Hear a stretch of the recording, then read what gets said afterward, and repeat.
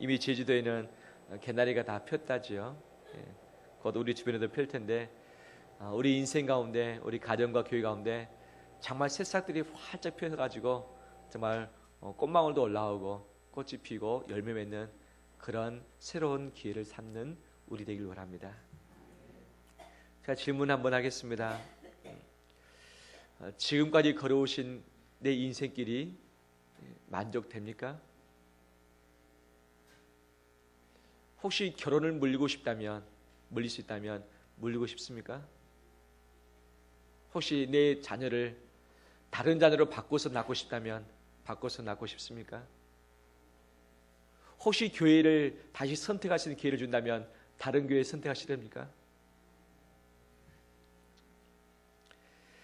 내가 걷고 있는 이 길 정말 괜찮는가? 그렇지만 100% 만족하는 사람은 아무도 없을 것입니다. 후회할 때도 많이 있고, 특히나 지치고 힘들 때는 예전에 내가 다른 길을 선택했더라면 하는 그런 아쉬움도 우리 가운데 분명 있게 될 것입니다. 우리 인생길에서 이미 알았더라면 좀 더 좋은 길, 조금 더 내게 행복한 길, 성공할 수 있는 길들을 선택했을 텐데 이미 지나온 길 돌이킬 수 없잖아요. 다시 갈 수 없잖아요. 이스라엘 백성들 출애굽을 드디어 했습니다. 이제 가나안 땅에 가면 됩니다. 두 갈래 길이 있습니다. 한 곳은 가깝고 쉬운 길입니다. 200만 명이 이동하다 보면 7일이면 충분히 갈 수 있는 길입니다. 또 다른 길은 광락길입니다. 멀고 험합니다. 빨리 가도 한 40일 정도가 소요되는 길입니다. 나라면 어떤 길을 선택하시렵니까? 쉽고 가까운 길입니까? 멀고 험난한 길입니까? 쉽고 가까운 길을 선택하겠죠. 그렇지만 그 길목에 무엇이 있는지, 그 길을 다 다다랐을 때 내게 어떤 일이 벌어질는지는 아무도 알지 못합니다. 오직 하나님만이 우리 인생 저 너머에 있는 길을 다 아시는 것이죠. 하나님이 이 두 갈래 길이 있었을 때 이스라엘 백성들을 쉽고 가까운 길로 인도하시기보다는 멀고 험난한 길로 인도를 하셨습니다. 아시면서도 이스라엘 백성들의 더욱 고생스러운 길로 인도를 해 가신 거죠. 그 이유가 무엇일까요? 왜 그러셨을까요? 왜? 개중에는 곧 임종을 앞둔 나이 드신 어르신이 있었을까요? 없었을까요? 있었겠죠. 내 평생 소원이 가나안 땅 한번 가보는 것인데 내 눈 감기 전에 제발 좀 가나안 땅을 밟게 해달라고 간절히 하나님께 기도하고 있는 사람 있었을까요? 없었을까요? 있었겠죠. 또 그 사람들 중에서는 임신을 해서 곧 산딸이 다가옵니다. 일주일면 내가 가나안 땅에 들어가서 아이를 낳을 수 있겠다 생각해서 하나님 제발 제가 아이를 낳기 전에 가나안 땅에 들어가길 바랍니다. 이 자식이 그곳에 거주해서 편안하게 안전하게 아이를 낳고 싶습니다 라고 기도하는 사람이 있었을까요? 없었을까요? 있었겠죠. 이제 갓 아이를 낳아서 핏덩이를 안고 있는 사람이 있었을 것입니다. 그 아이를 안고 있는 그 부모의 마음이 어땠을까요? 멀고 험한 광락길을 걸으면서 이 핏덩이 안고 걷고 싶었을까요? 가급적이면 빠른 길로 가기를 원했을까요? 아픈 자도 있었겠죠. 다리가 불편해서 다리를 저는 자도 있었을 것이고 지팡이가 없으면 걷지 못하는 자들도 분명히 있었을 것입니다. 하지만 하나님은 그 모든 형편을 다 아셨고 그 다음에 무엇을 그들이 원하는지 기도를 다 들으셨을 분이신데 왜 일주일이면 갈 그 길을 40일도 아니요 2년도 아니요 40년 동안 광락길로 돌리셨을까? 따라서 합니다. 먼 길에는 분명한 뜻이 있다. 17절 말씀 보겠습니다. 바로가 백성을 보낸 후에 블레셋 사람의 땅의 길은 가까울지라도 하나님이 그들을 그 길로 인도하지 아니하셨으니 이는 하나님이 말씀하시기를 이 백성이 무엇을 하게 되면, 그렇죠, 전쟁을 하게 되면 마음을 돌이켜 애굽으로 돌아갈까 하셨습니다. 가깝고 쉬운 길은 무엇이 기다리고 있었느냐? 전쟁이 기다리고 있었습니다. 이스라엘 백성이 전쟁의 준비가 됐었겠는가? 400년 이상 종생활이 했습니다. 군인이 아니었습니다. 무기가 제대로 갖춰지지 않았습니다. 그들의 조직력이 아직 갖춰지지 않았을 때입니다. 그 상황에서 전쟁한다면 어떻게 될 것인가? 그들의 힘만으로는 반드시 질 수밖에 없었겠지만 하나님이 분명히 이기게 해 주셨을 것입니다. 하나님이 이기게 해 주었을지라도 이스라엘 백성이 그 전쟁이 무서워서 어디로 다시 돌아갈까요? 애굽 땅으로 돌아갈까? 그것을 이미 아셨죠. 그래서 홍해를 건너서 광야길로 내모신 것입니다. 정치인들이 간혹 쓰는 말이 있습니다. 내가 그 강의 다리를 건넜다. 그리고 나서 그 다리를 어떻게 했다? 불살랐다 이야기를 합니다. 왜 그렇죠? 다시는 그 강을 건너지 않기로 결단했기 때문에 다리를 없애버렸다. 나는 죽게 하면 살기로 이 길을 갈 것이다 라고 하는 각오가 그 억구 아니겠습니까? 만약에 광야길로 가다가 이스라엘 백성이 힘들고 지치면 돌아서서 애굽으로 돌아가고 싶은 사람이 있었을까요? 없었을까요? 있었겠죠. 수도 없이 불평불만하면서 애굽을 좋아했었던 이스라엘 백성이었는데 돌아가고 싶은 사람이 분명 있지 않았겠습니까? 그런데 그들은 애굽에 돌아가려면 무엇을 건너야 됩니까? 홍해, 깊고 넓은 그 홍해를 건너야 되는데 어떻게 건너니까? 다리가 있습니까? 배가 있습니까? 처음 건널 때는 주님이 길을 여셔서 그 바닷속 길로 갔지만 돌아올 길이 없는 거죠. 만약에 해안길, 좋은 길, 고속도로로 이스라엘 백성이 갔더라면 전쟁 만나자마자 어떻게 했을까요? 바로 유턴해가지고 애굽 땅으로 가버렸을 것입니다. 하지만 이스라엘 백성들 유턴해도 건너갈 수 있는 길이 없습니다. 갈 수가 없어요. 하나님이 이스라엘 백성들의 그런 믿음 약함을 아시고 먼 길로 일부러 돌리신 것을 보게 되었습니다. 우리는 알 수 없지만 저 너머에 전쟁이 기다리고 있다는 것을 아셨기 때문에 광야길로 멀더라도 험한 길로 이들을 인도하신 것을 보게 되었습니다. 뿐만 아니라 만약 일주일 만에 가나안 땅에 갔더라면 이스라엘 백성들이 제대로 싸워서 이겼겠는가? 여호수아가 군대를 이끌고서 가나안 땅에 들어가서 싸웠습니다. 몇 년 동안 싸웠을까요? 전쟁은 7년 동안 이루어졌습니다. 7년. 다 준비가 된 상황에서 7년 걸렸습니다. 일주일 만에 아직 이 전력이 갖춰지지 않고 조직력도 없는, 싸움의 경험도 없는 자들이 들어가서 가나안 땅에서 싸운다면 최소한 몇 년은 걸릴 것입니까? 7년. 7일 만에 들어갔는데 7년 동안 그 전쟁을 감당한다면 이스라엘 백성이 제대로 버텨낼 수 있었겠는가? 쉽지 않았을 것입니다. 또한 가나안 땅에는 우상이 가득했습니다. 우상이 가득했습니다. 이스라엘 백성들이 하나님을 섬긴다고 말하지만 아직 하나님을 제대로 알지 못합니다. 그분의 말씀도 제대로 공부를 해본 적이 없습니다. 들어본 적이 없습니다. 그 상황에서 가나안 땅에 들어가게 되면 우상의 모든 모양과 철학과 사상들을 다 보고 답습할 터인데 결국 하나님과 가까워질까요? 멀어질까요? 하나님과 멀어질 수밖에 없는 거죠. 하나님은 능력이 없어서 먼 길로 돌리신 것이 아니라 승리케 하지 못하셔서 먼 길 돌리신 것이 아니라 먼 길에는 하나님의 뜻을 가지고서 이들을 이끌어 오셨습니다. 그 뜻은 무엇인가? 그들을 그릇 만드신 겁니다. 그릇. 많은 선물, 큰 선물, 가나안 땅을 송두리째 주기를 원하셨는데 그들이 그것을 받을 만한 그릇이 준비 안 됐다면 가나안 땅을 그들이 정복할 수 있을까요? 선물로 줘도 그것을 정복 못했을 것입니다. 그 큰 땅을 줘도 그 땅에서 우상 숭배하면서 하나님이 멀어지고 말았을 것입니다. 이스라엘 백성들은 출애굽은 했지만 아직 그릇 준비가 안 됐습니다.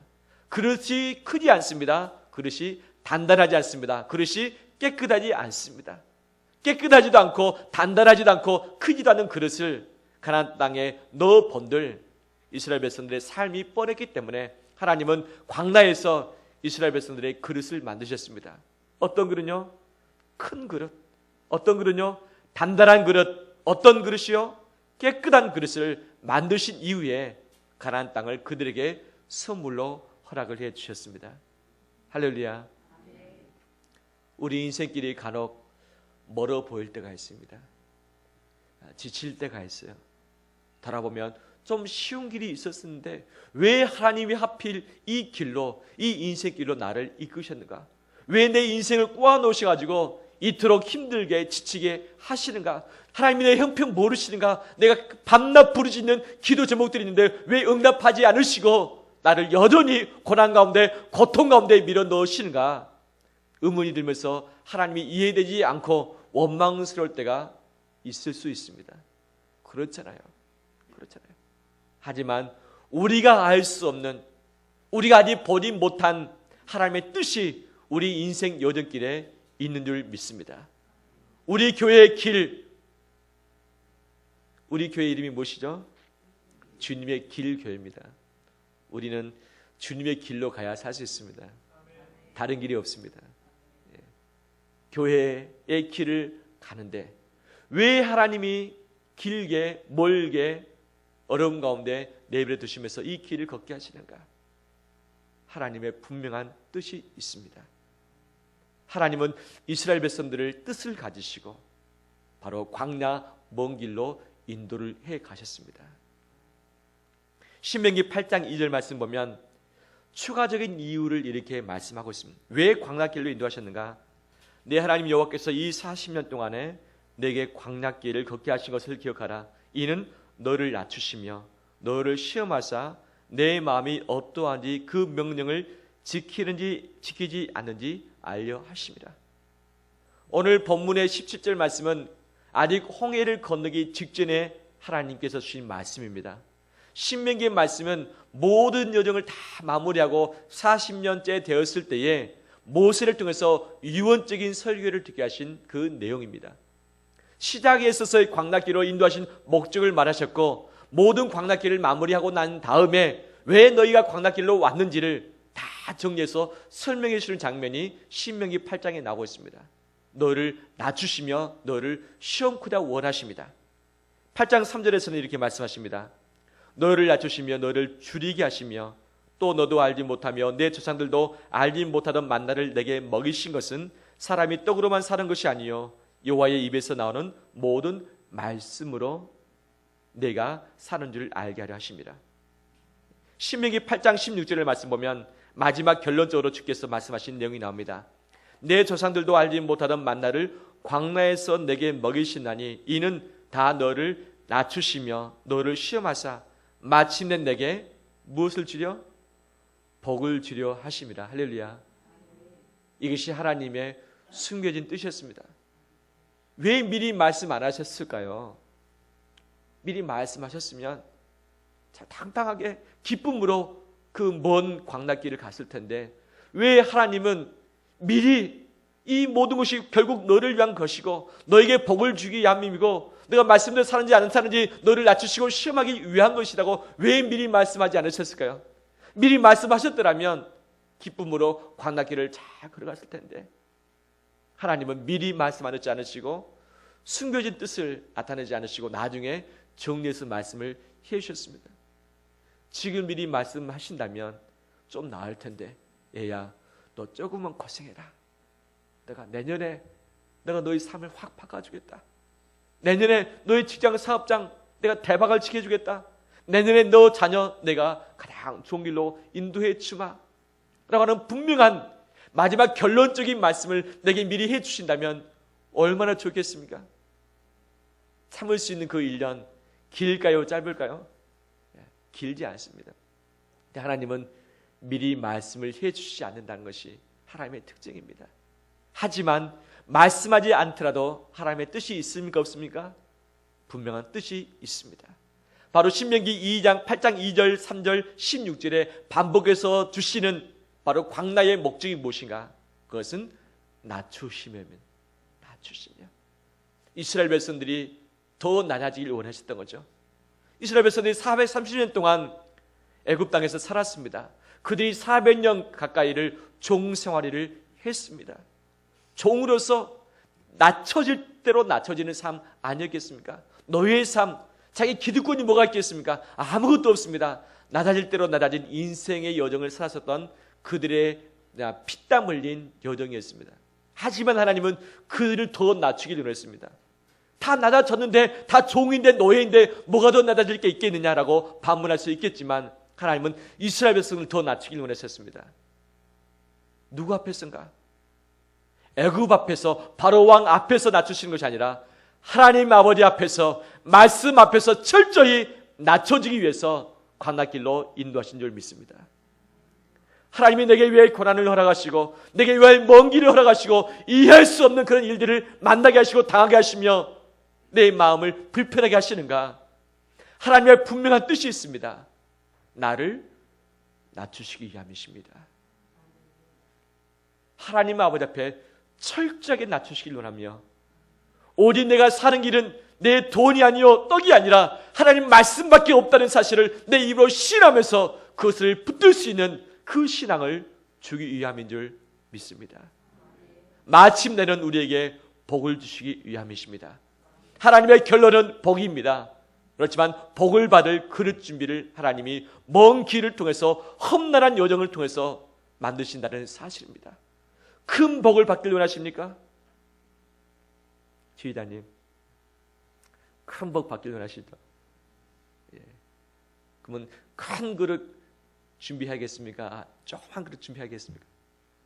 큰 그릇이죠. 그렇죠. 우리 모두의 소원일 것입니다. 그렇죠? 작은 것, 하나님이 작은 분이 아닙니다.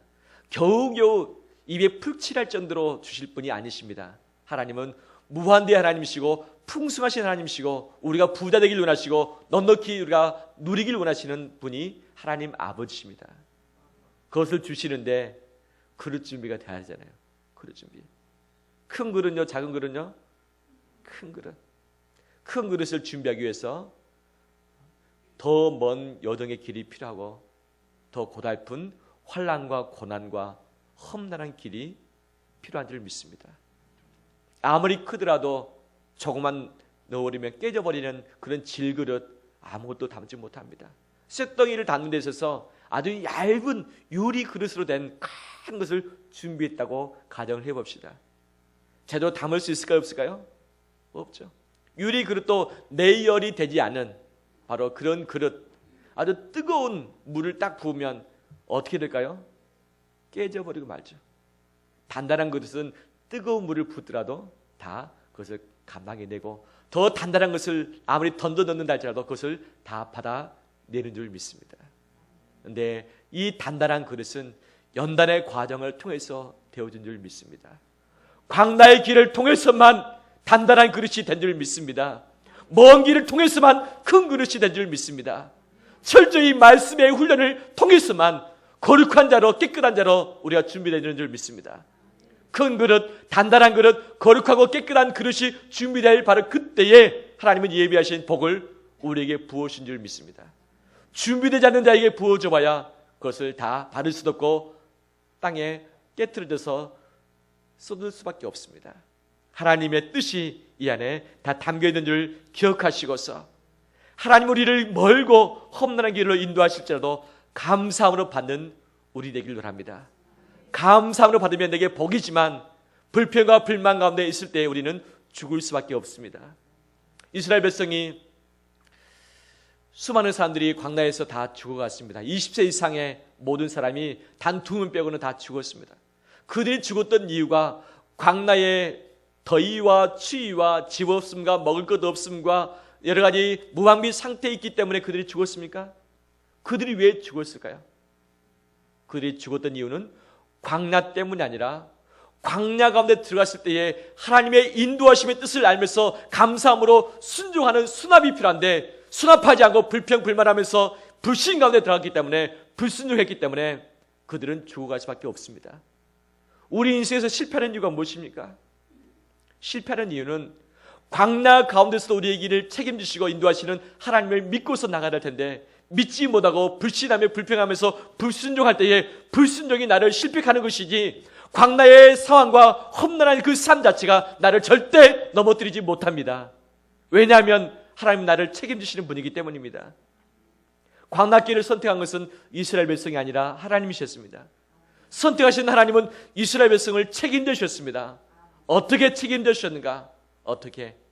18절 말씀 보면 그러므로 하나님이 홍해의 광야길을 돌려 이스라엘 백성을 어떻게 하시죠?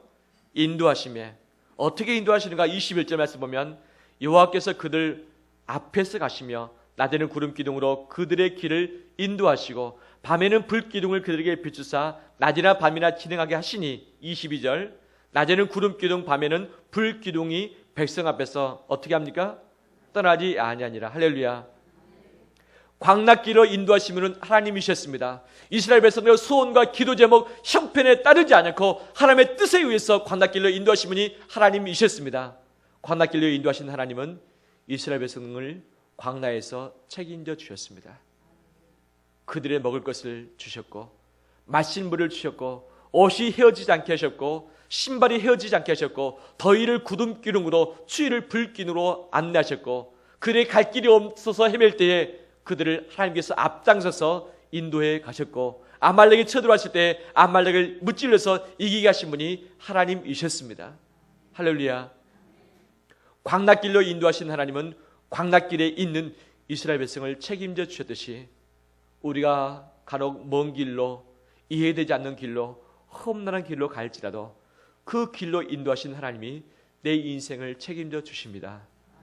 그 하나님이 내 인생을 책임져 주십니다. 우리가 실패하고 넘어지는 것은 그 길 때문이 아니라 믿음 없음 때문입니다. 길 때문에 넘어진 자가 없습니다.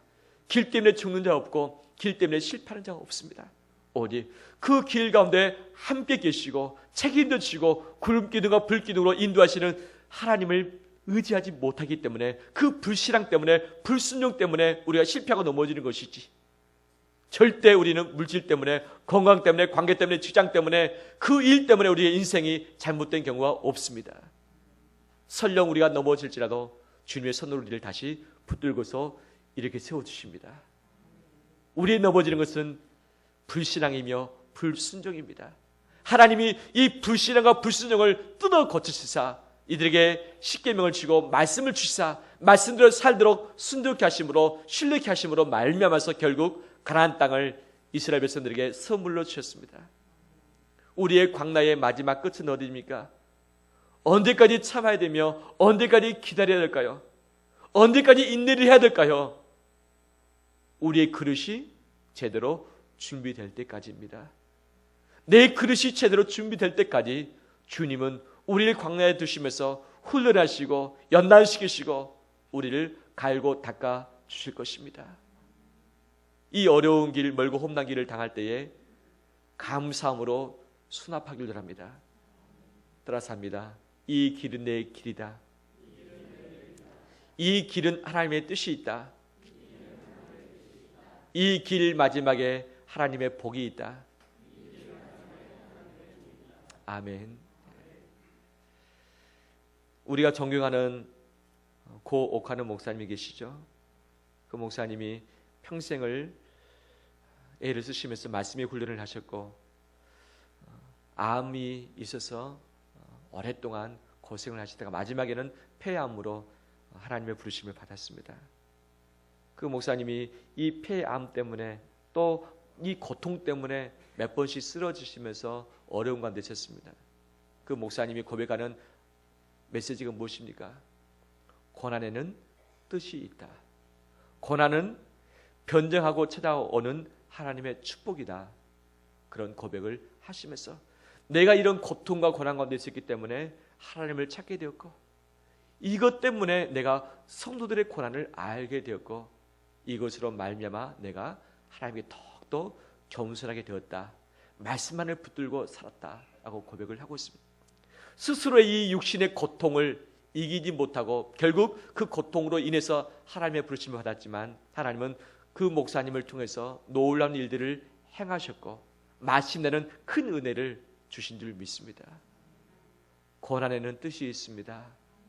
고난은 결국 하나님의 복을 얻기 위한 과정인 줄 믿습니다.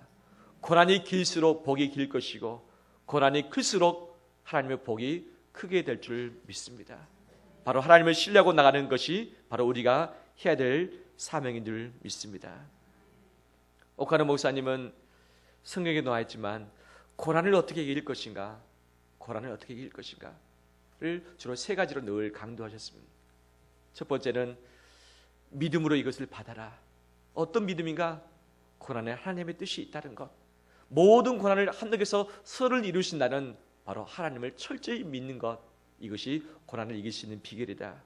뿐만 아니라 염려함으로 마음 상하지 말라. 염려하면서 무엇이 이루어지겠느냐? 염려 다 던져버리라. 세 번째 무엇이냐? 기도하자. 기도만이 살 길이다. 쉬지 말고 기도하라. 감사로 받고 기도하라. 이것이 고난을 이길 수 있는 길이다 라는 것을 누누이 강조를 하셨습니다. 바로 하나님의 말씀 아니겠습니까? 고난을 이길 수 있는, 고난을 버틸 수 있는 힘은 기도에서 나옵니다. 어떤 기도입니까? 말씀을 철저히 믿고 신뢰하면서 하나님의 뜻이 이루어진다고 하는 이 확신 가지고 기도에 엎드릴 때에 하나님의 놀라운 뜻이 우리 가운데 나타나게 될 줄 믿습니다. 우리 인생길을 후회하십니까? 지금 현재 걷고 있는 이 길을 고달파하십니까? 앞으로 가야 될 그 길이 너무 멀고 끝이 보이지 않기 때문에 답답한 마음이 듭니까? 그렇지만 하나님이 이 길 가운데 함께 하십니다. 쉽고 가까운 그 길로 가시겠습니까? 멀지만 험난하지만 하나님이 함께 계시고 필요를 채우시고 책임지시는 그 길로 가시겠습니까? 후자가 우리의 길 되길 축원합니다. 할렐루야. 주님이 나를 따라오르거든 자기를 부인하고 자기 십자가를 지고 나를 좇을 것이다. 바로 그 길은 십자가의 길이고 그 길은 제자의 길이고 그 길은 증인의 길인 줄 믿습니다. 이 길, 주님과 동행하는 길 되길 바라며 이 길, 주님이 책임지시는 그 힘을 얻고서 당당하게 이겨 나가서 인내로서 승리하는 우리 되시기를 간절히 축원합니다. 제네바의 피에르 렌치니크 박사님이 이런 연구를 한번 했습니다. 논문을 냈는데 이 세상의 인류 역사에 가장 큰 기여를 했었던 300명을 한번 쭉 골랐습니다. 이들의 특징이 무엇인가? 어떻게 해서 이 세상을 이끄는 그런 획기적인 힘을 가졌는가 봤더니 놀랍게도 공통적인 특징이 하나 있었습니다. 뭐냐? 그들 가운데 60%가 고아였다는 건. 고아가 이 세상을 주도하는가? 그래서 이 논문의 결론에 뭐라고 말했는가? 큰 시련이 있지만 그 시련은 이 세상의 역사를 바꿀 만한 힘을 부여해 준다라는 것을 결론을 내리고 있고요. 폴 트루니에는 어떻게 말했냐? 슬픔이 크면 클수록 그 슬픔이 만들어내는 창조적 에너지는 더욱더 크다. 슬픔에 비례해서 창조적 에너지가 크기 때문에 그 사람이 이 세상을 주도해 갈 것이다 이야기를 하고 있습니다. 베드로는 그의 베드로전서 2장에 이렇게 말씀하고 있습니다. 부당하게 고난을 받아도 하나님을 생각함으로 슬픔을 참으면 아름답다 말씀합니다. 부당하게 고난을 받는 것 참지 못합니다. 내가 안 했는데 내가 한 것이냐 오해를 받을 수 있고 나는 아닌데 내가 잘못한 것이냐 모든 것을 뒤집어 쓸 때가 있고 내가 책임져야 할 때가 분명 있습니다. 부당하게 고난 받는 것 하나님을 생각함으로 슬픔을 참으면 이는 아름답다. 더 나아가서는 선을 행함으로 고난을 받고 참으면 이는 하나님 앞에 아름답다 말씀을 하고 있습니다. 요한복음 16장에 세상에서 너희가 환난을 당하나 담대하라 내가 세상을 이겼노라 말씀하십니다. 주님은 너희가 환난을 당하지 않을 것이다 말씀하신 적이 없습니다. 환난은 당하게끔 되어 있다. 내 뜻대로 살기 위해서는 반드시 환난을 당할 것이다. 하지만 두려워하지 말라. 내가 세상을 이미 이겼다. 세상을 이기는 믿음은 바로 이 믿음이다 라고 말씀을 해 주십니다. 우리가 감당할 만한 시험은 시험 밖에는 허락하신 것이 없다고 바울 사도가 우리에게 말씀을 해 주고 있습니다. 하나님은 감당할 만한 길만 허락하신 줄 믿습니다. 하나님의 숨겨진 뜻을 가지고 우리를 인도해 가시고 앞으로도 그렇게 해 가실 줄 믿습니다. 불평, 불만, 불신앙, 불순종 가운데 나가는 것이 아니라 믿음을 가지고 순종함으로 감사함으로 수납하게 되면 그 길 마지막에 하나님의 복이 있는 줄 믿습니다. 그런 귀한 은혜를 받아 누리는 우리 온 성도 되시기를 주의 이름으로 축원합니다. 기도하겠습니다.